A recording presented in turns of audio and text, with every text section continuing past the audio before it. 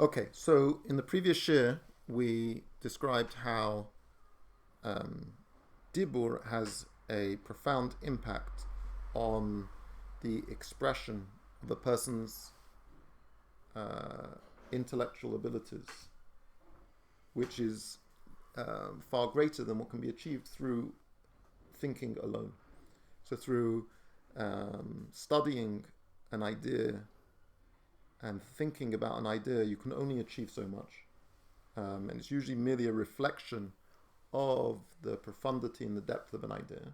But when it's articulated in speech, a person is able to reach to the very depths of that idea that they're studying. That is the power of speech.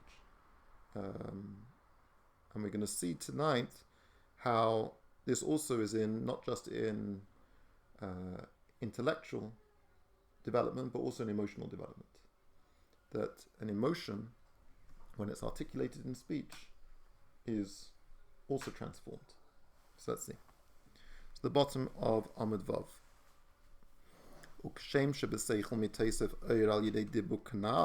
And just like in intellect, it is enhanced considerably through the articulation of speech, as we explained above.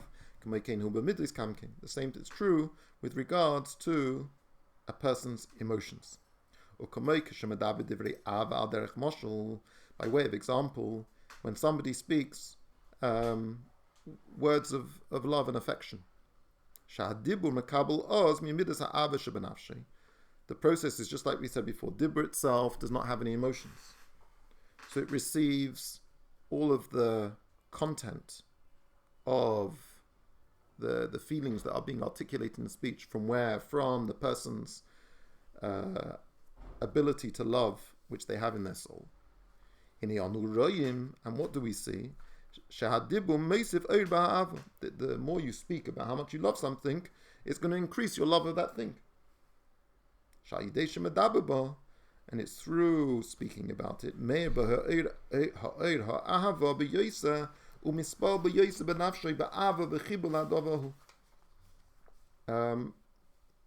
This talking about your feelings has a power to enhance those feelings considerably, to the extent that you're going to have a far greater degree of love and affection for that thing after you've spoken about it than prior, when you were just harboring those feelings internally. And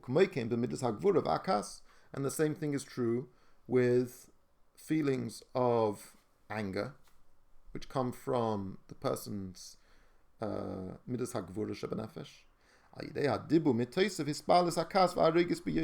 That if you speak about the thing that makes you angry, you're going to enhance and increase and intensify the anger and frustration you have with that thing. And that's why, therefore, Isa Bereshis Chachma, it says in the Bereshis Chachma, Segula lemidas hakas. What is a segula? What is a good strategy to deal with feelings of anger? That when you get angry, don't talk about it. That's what the Bereshis Chachma recommends.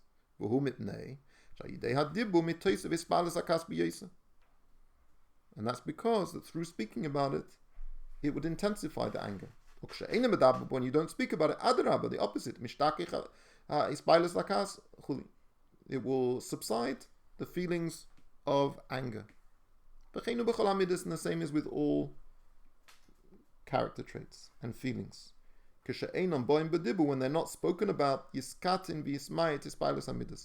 the feelings that a person had, those emotions, are reduced and diminished.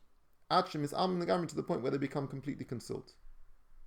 And the opposite is also true. That when you actually do speak about them, they're expanded and enhanced considerably.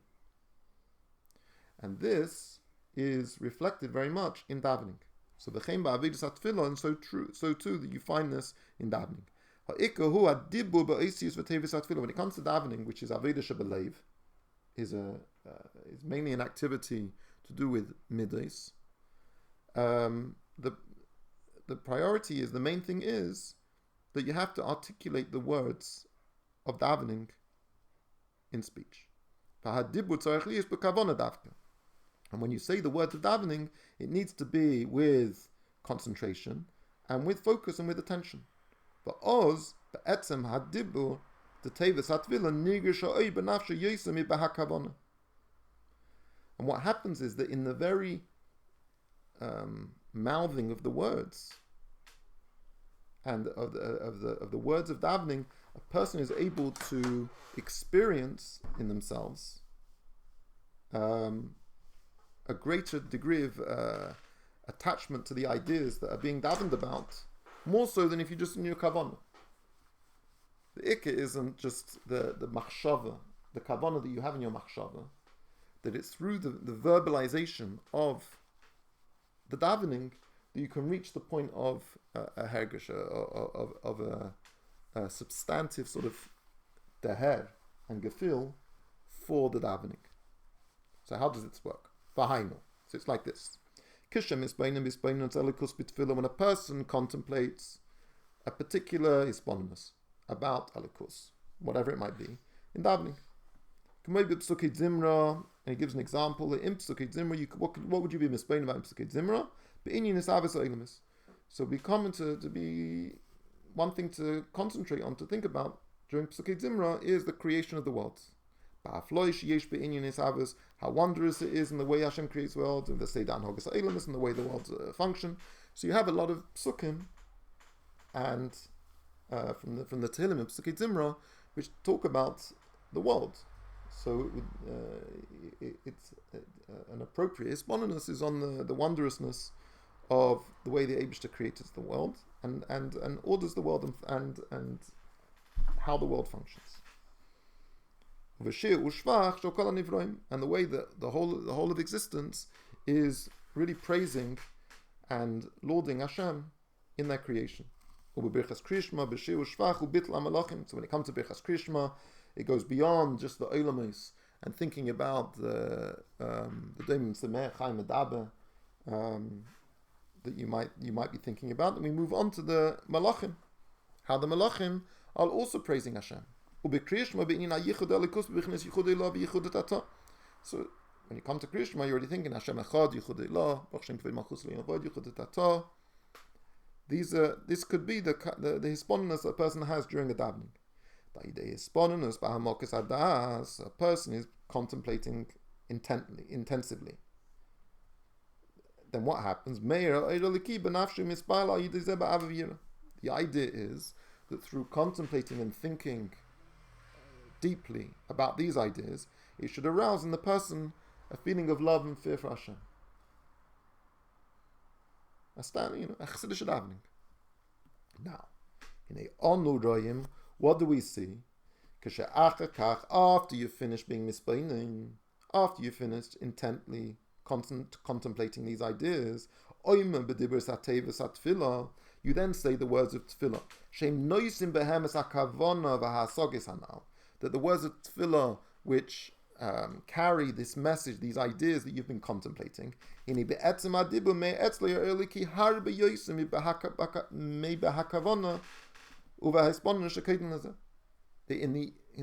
act of articulating these ideas through saying the words of davening, it's much more profoundly aroused in the self a feeling of avenir to Hashem than you had purely from the hisbonenus alone. And the hisbonenus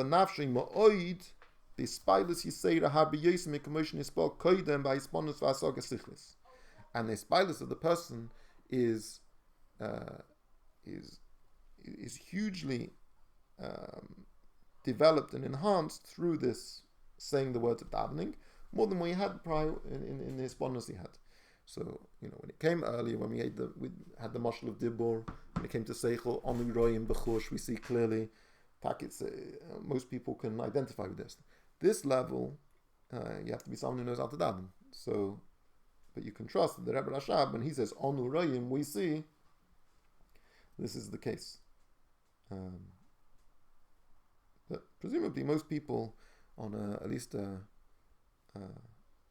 limited extent, can see the contrast and the difference that can be achieved just from their hisbonenus in their seichel in contrast to the saying the words of davening. V'hainu shebahadibu meir etzli ha'atzmius upnimius ha'ira haliki she'einu bo begilu yasaga v'hisponnus akidemis. That through dibur, through the speaking of the words of davening, it shines in that person the very essence of the concept that was being thought about. That when the person was being mispeinen, as we said before, when an idea is in the head, it's very limited. It's only a ha'arich. It's a mere reflection of the idea. But when you speak it out, what that does, it gives you access. It opens up the very pnimius of the idea in a way that was inaccessible just through your machshava.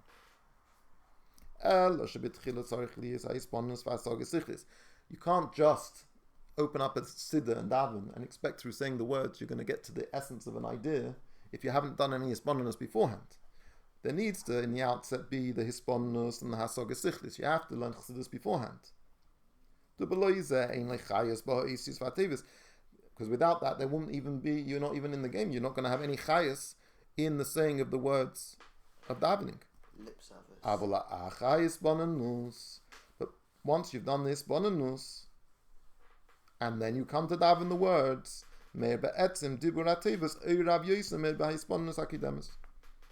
you achieve a far deeper appreciation of the concepts that were being contemplated than was achieved earlier in the hisponnus before davening.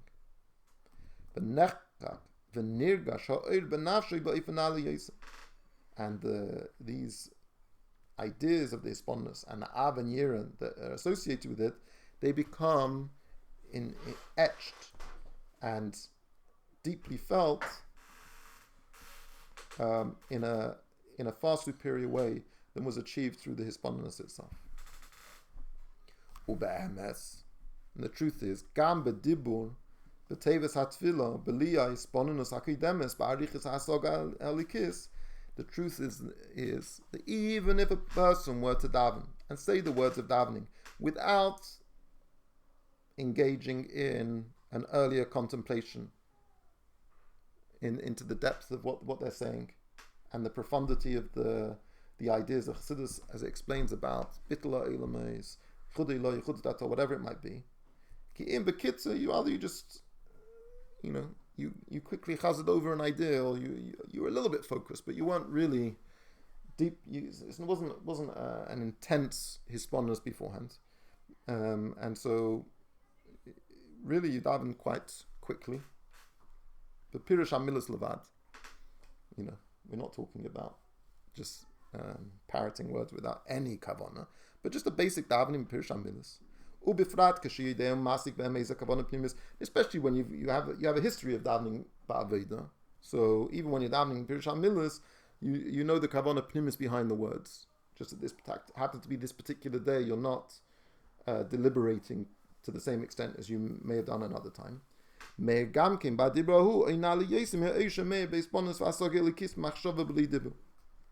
If you'd have to compare the two davenings, say you would have a davening where you do all the hisponnus in the world, but you wouldn't say the words. Or you would just do a davening where you just say the words and have pirush hamilas, and you'd have in the back of your mind some of the kavanah pnimis that you remember from an earlier davening. It would still be better the davening with the words. It would be more intense, more profound. For sure, if you're comparing davening with words, saying the words, when you have a proper hisponnus ba'arichus beforehand, that's obviously superior. Then you have a really intense experience where you're able to get to the very core of the ideas that you're being mispained about. Which is not the case when you're just davening with pirush hamilas and you haven't had hisponnus beforehand. So for sure, if that's if we're comparing those two, then we know which one's better. Because when you daven just with pirush hamilas, it's not going to be you're not going to be as exposed to the profundity of the concepts than you would have done if you would have been misplaining. But nevertheless, But the davening with Pirush HaMilas is far greater than the contemplation that you do just with your machshava. What? They're both through machshava though. One's through a lot of machshava, and one through a little bit of machshava. Yeah, but one is with dibur and one is without dibur. But either way, we're giving them. Talking about someone who doesn't daven. We have two cases. One where they have a spin nose and then say the words, and there's another case where they don't have a spin nose and they just say the words. In both cases, they're both going to say one more, one less. There's three cases. There's the person who has his bonus ba'arichus, and then with that he davens with words. And we're saying that in that individual case, the what's achieved through articulating it in words is achieves in the self a far greater attachment to the ideas than that hisbonenus ba'arichus had by itself. So that's comparing the hisbonenus to the dibur, but it's in the same davening. A second case is when a person doesn't do hisbonenus ba'arichus and just davens with Pirush HaMilas. So that's not nowhere near as good as the first case, but still there is something very profoundly achieved through the articulation of the words in davening. And if you were to compare that to a third case where a person is misponing and doesn't say the words, you might think the person who's misponing ba'arichus and really gets into the ideas, and the other person just davens with Pirush HaMilas and with a sort of a background knowledge of the pneumius of the words, but that's not what he's focusing on. We say it's superior, the davening with the Pirush HaMilas, and it is the hisbonenus by itself. When it comes to attachment to the ideas. Hisbonenus by itself has no dibur, you're saying? Yeah. No dibur. So then you have hisbonenus and no dibur. So out of 100, you got 50%, yeah, of the thing. Whatever you got, it's A. Dibur without hisbonenus is B, yeah? Thing is, dibur without hisbonenus, when you're saying the word, you still have some sort of hisbonenus. Yeah. So obviously it's greater. One of them is you've only got one of them. And over here you got one of them with a bit of that. We're not saying it's greater from being Mekayim the mitzvah of tefillah. It's talking about what is greater in your attachment to Elokus and your development of Av and Yira.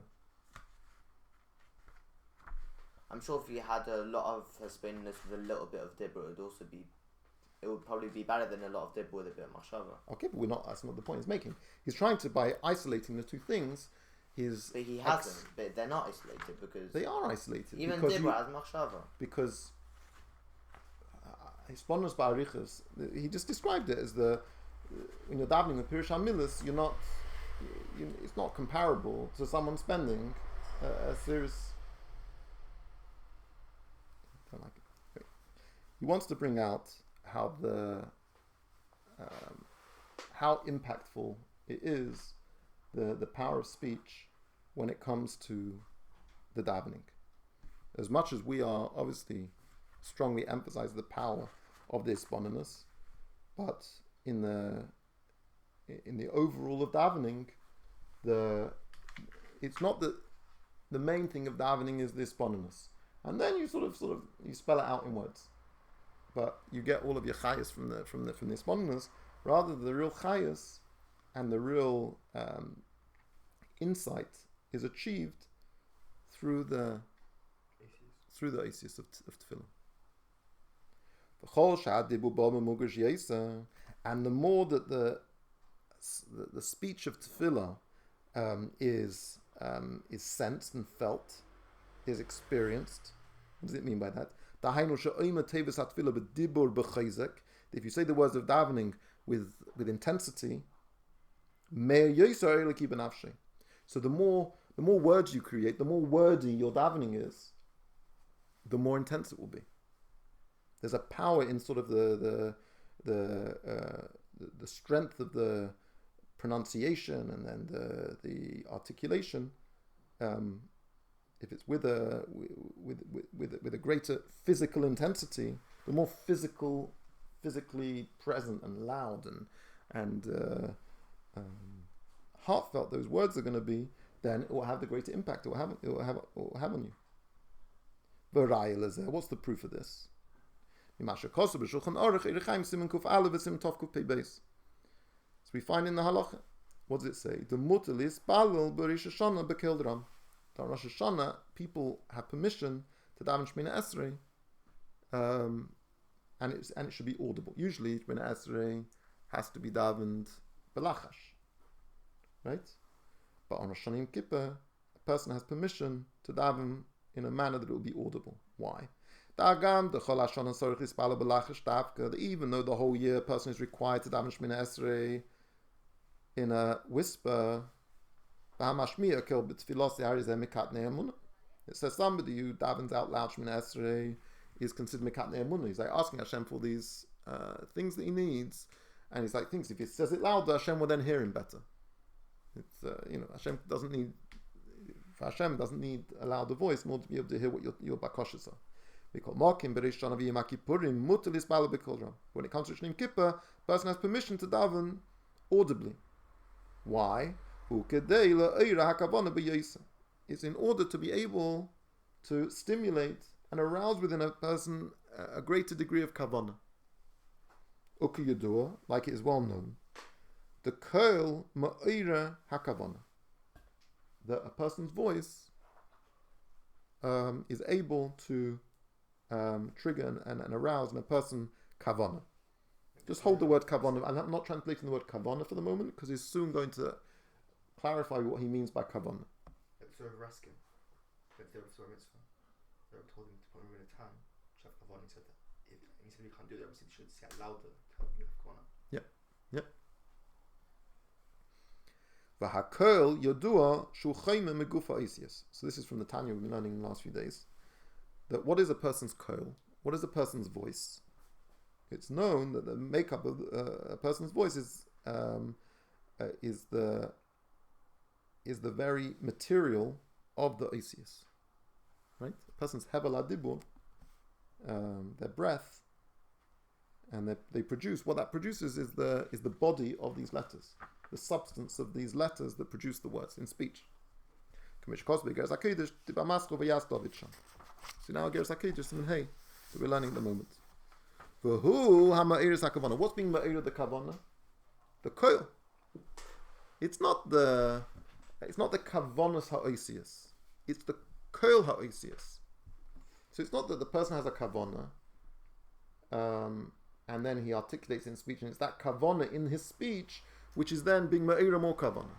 Rather, it's the materiality of the oisius, the koil, just the breath, and the which then sort of hits different parts of the mouth and produces sound from the voice box.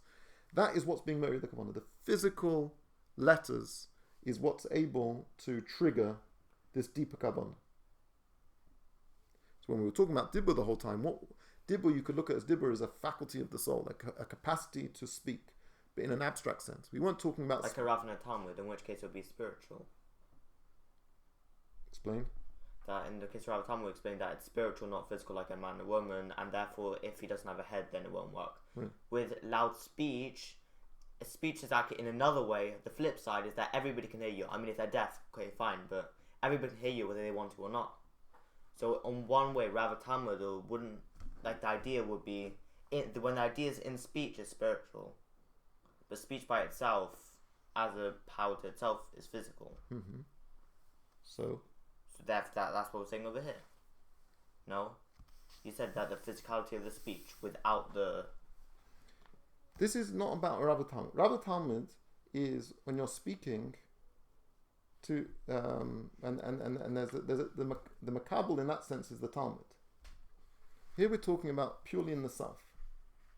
The relationship. So a person has their kavanah, their spontaneous, whatever it might be. And the makabel here, the kois, is the dibur. But when we say dibur is a kois, what is the koisness of the dibur? What is the makabel aspect of the dibur? Is it some abstract idea of speech, of language? Are we talking about language, which is an abstract idea?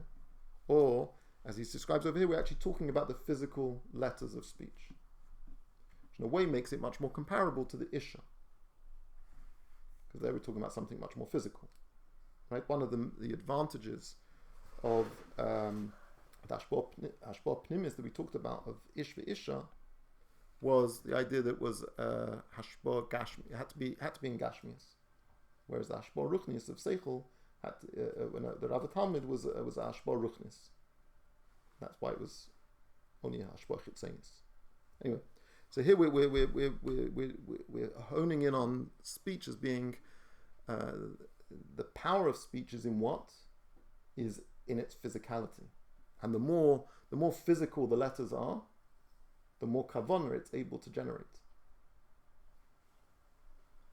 The inyan kavanah. So when I haven't translated the word kavanah yet, because he clarifies what he means by kavanah. Usually we say kavanah. So the way we used kavanah previously, when we were talking about the spontaneous of davening, was this sort of intent, concentration, focus, all those types of things.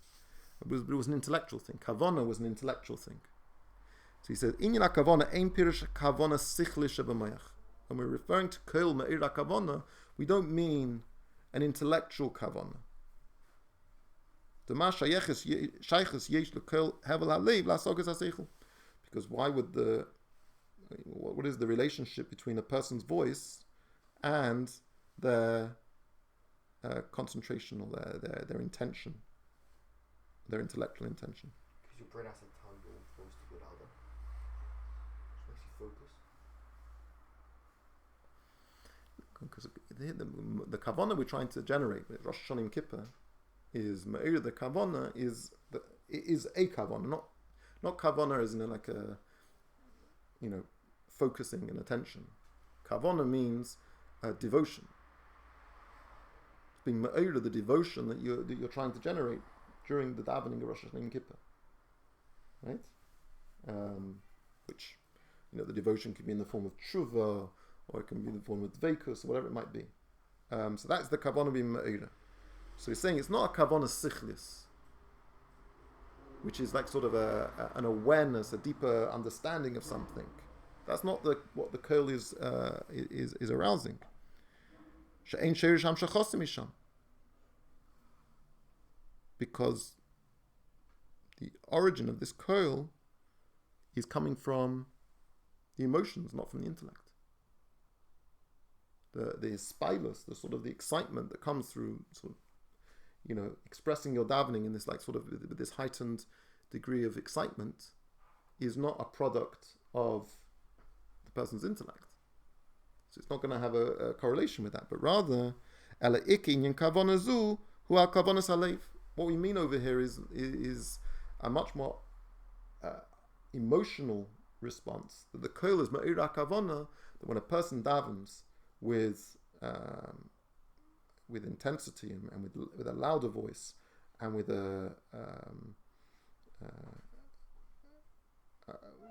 with greater physicality in the letters that they're articulating, the words they're articulating, then what that does is ma'ira kavana, it triggers in a person a greater degree of emotional devotion to Hashem, tshuva, whatever it might be in that particular davening. And he describes it with bechinas ru'usa de liba, what we call the rotzain of the heart.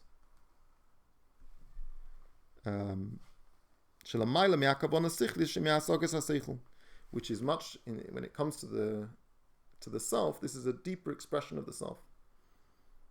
That ru'usa de liba is deeply embedded. This capacity of emotional attachment to Hashem is deeper and more profound than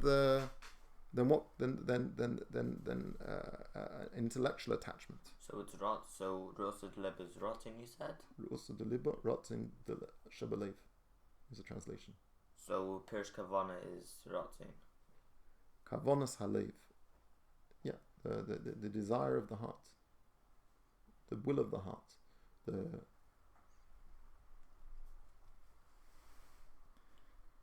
Okay, and can you have the will of the heart without the brain first?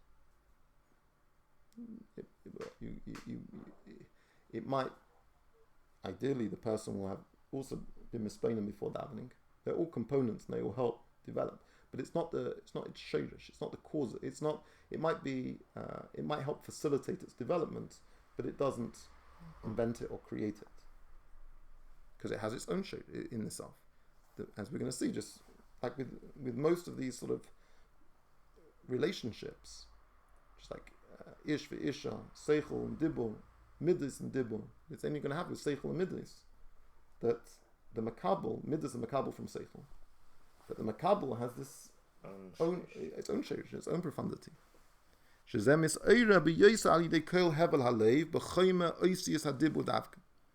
And to be able to trigger and arouse this deep devotion, heartfelt devotion, that's achieved through the physicality of the letters which are articulated in the davening. Okay, so we're going to stop there.